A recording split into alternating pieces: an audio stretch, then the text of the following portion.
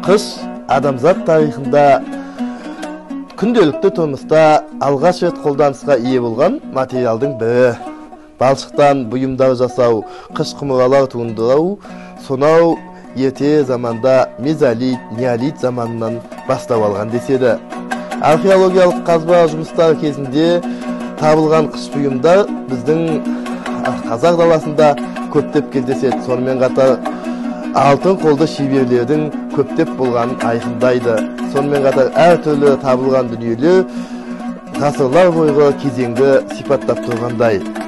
Бұл қыш құмыралар бұйымдар уақыт өте келе өзін әдемі қалыпқа және түрлі құйылып, күйдіріліп, оюмен өрнектеліп, бедерлер мен безендіру істерде қарқын алған көріп тұрмыз.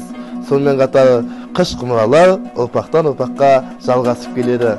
Ал біздің мақсатымыз осы қыш құмыраларды, дүниелерді, бұйымдарды одан әрі насихаттап, ұрпақтан ұрпаққа жалғастырып, сақтап, музей қорларында ғана емес, әрбіріміздің жүрегімізде дәріптей алуымыз қажет ақ.